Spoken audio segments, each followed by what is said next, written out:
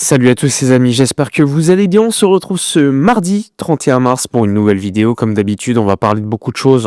On va parler de Bernardo Silva, de Luka Vuskovic. On va aussi parler de toutes les rumeurs mercato qui entourent le FC Barcelone, de l'état physique de Rafinha, Balde, Koundé, Frenkie de Jong, Eric Garcia. Est-ce qu'ils seront là contre l'Atlético?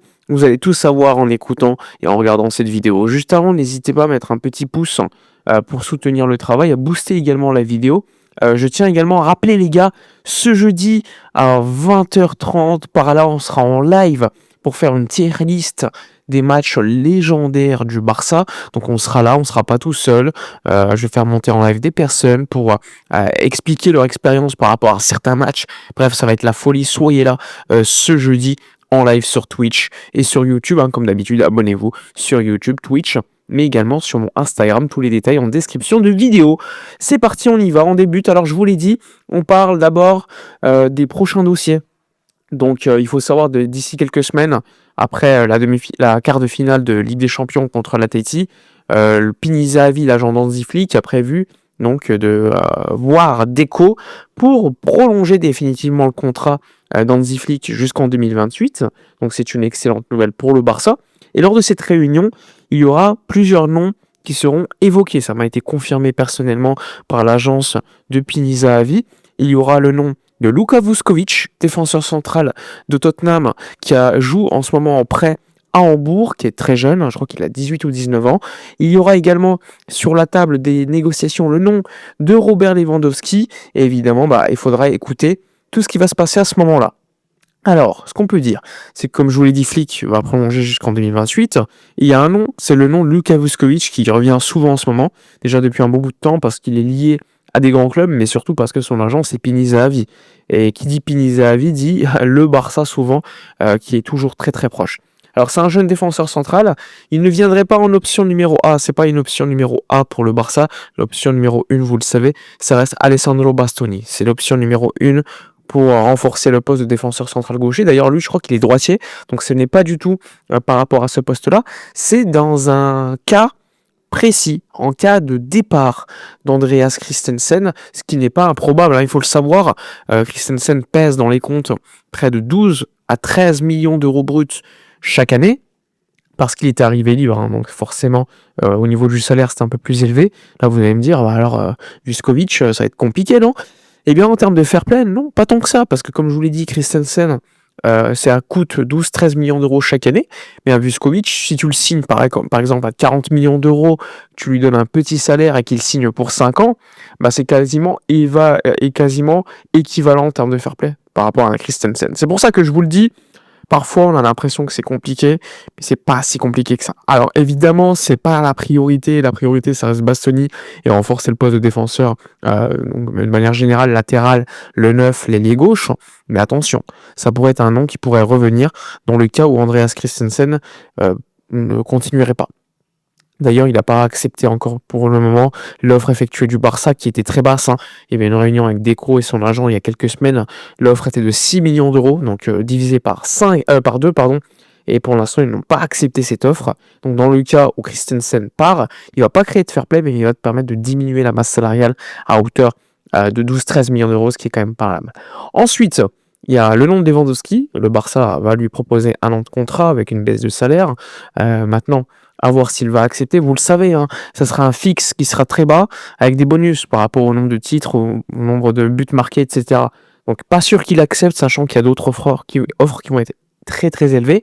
Maintenant, ce qui me fait douter, c'est que sa famille, notamment sa femme, a un business en Barcelone. Ils ont racheté une maison il n'y a pas très longtemps aussi. Donc à voir ce qui va se passer, mais j'écarte pas un départ quand même pour Robert Lewandowski. C'est même, à mon avis, même la piste la plus probable. Mais on sait jamais. Le Barça veut quand même le prolonger. Donc à voir ce qui va se passer lors de cette réunion qui aura lieu d'ici quelques jours, quelques semaines. Ensuite, d'ici quelques jours, autre réunion avec un agent important, Jorge Mendes. Alors, il va se réunir avec Deco pour évoquer plusieurs noms. Il y aura le nom de Alejandro Balde, il y aura le nom de Marc Casado, le nom aussi de Joao Cancelo, parce que le Barça veut le garder l'été prochain. L'option la plus privilégiée, c'est quand même de le prendre libre de tout contrat, mais ce qui n'est pas évidemment au goût de Al Hilal, donc il faudra voir ce qui va se passer. Et donc, il y aura un nom qui va revenir, c'est le nom de Bernardo Silva. Alors ceux qui sont déjà souscripteur sur Twitter et sur Twitch, vous avez déjà eu l'info en mois de janvier. Donc j'avais expliqué que le Barça ne l'avait pas comme priorité pour l'été prochain, mais que Jorge Mendes avait proposé au club, et d'ailleurs il avait proposé à pas mal de clubs. Donc on peut désormais savoir que Bernardo Silva va quitter Manchester City libre de tout contrat l'été prochain. Il y a plusieurs clubs sur les rangs, les Juve, Galatasaray, des clubs saoudiens, encore des clubs de MLS. Et en Europe, il y a des clubs. Là, c'est Milan, je vous l'ai dit, la Juve, etc., Galatasaray.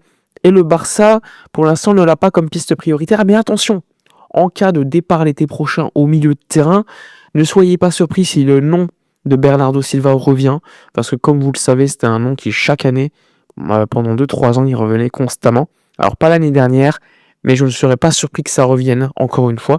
Donc il faudra checker tout ça, même si pour l'instant ça reste une piste qui n'est pas priorisée par le club, qui a bien d'autres chats à fouetter comme on le dit, avec notamment le poste de neuf, le poste de défenseur central, mais on n'écarte pas ce poste-là aussi, qui pourrait évoluer en cas de départ de Marc Casado par exemple, qui a d'ailleurs comme agent Jorge Mendes. Donc à voir à ce niveau-là ce qui peut se passer.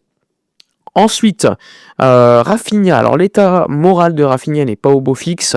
Vous le savez, absence de 5 semaines pour le Brésilien. Il est dégoûté. Il va rester jusqu'à la semaine prochaine au Brésil.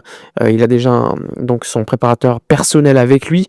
Donc il suit les directives du Barça. Et il va revenir la semaine prochaine à Barcelone pour se remettre à 100%. Il faudra encore 4 semaines pour le retour de Rafinha, qui va perdre quand même les matchs les plus importants de la saison. Concernant les autres, donc Baldé s'est entraîné sur la pelouse, tout comme Eric Garcia, Koundé, Frenkie. Normalement, on devrait avoir tout le monde pour le match de Liga contre l'Atleti, sauf Frenkie de Jong qui, lui, devrait revenir quelques jours plus tard. Donc ça, c'est quand même une bonne nouvelle pour l'équipe qui va récupérer l'intégralité quasiment d'une ligne défensive. Baldé, Koundé, Eric, 3 défenseurs, plus un Frenkie qu'il faudra patienter encore quelques jours de plus. Mais ça fait quand même des sacrés retours importants pour l'équipe de Flick qui a besoin de faire tourner, qui a besoin d'avoir une équipe compétitive, surtout à ces moments clés, avec des matchs capitaux en Liga, en Ligue des Champions. Et là, il n'y a plus d'erreurs permises. Il n'y a plus d'erreurs permises.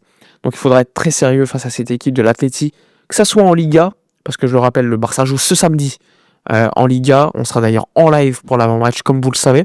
Et surtout, parce que le Barça joue en Ligue des Champions aussi contre cette même équipe, mais tu as des matchs entre les deux qui vont être compliqués. On n'oublie pas le match forcément contre le Celta Vigo, contre Osasuna, qui sera à l'extérieur derrière. Il y a Getafe aussi, il y a le Classico. Bref, beaucoup de matchs qui risquent d'être compliqués pendant ce laps de temps, je crois, sur un mois avec la Ligue des Champions. Donc il faudra être sérieux, faire le job, et surtout viser tous les titres. C'est l'objectif, encore une fois, du Barça. Même si l'effectif, pour l'instant, paraît très court, il faudra voir ce qui sera décidé en attaque. Est-ce que Rashford sera titularisé à gauche? Est-ce que ce sera Fermin et Olmo en 10? On a hâte de voir ça. En tout cas, on est pressé. On est pressé, même si l'absence de Rafinha fait quand même beaucoup de mal. Voilà pour toute l'actualité de la journée. N'hésitez pas dans l'espace commentaire, comme d'habitude, à donner votre avis sur les différents noms cités au cours de cette vidéo. Je le rappelle, vous pouvez soutenir mon travail un peu plus par un bouton rejoindre en dessous de la vidéo, ou sinon en devenant souscripteur sur Twitch ou encore sur Twitter. L'objectif étant de soutenir mon travail et d'avoir aussi des informations en avance pour vous qui me soutenez. Voilà, je vous souhaite une excellente journée à vous. Profitez des vôtres et nous on se retrouve à la prochaine. Ciao.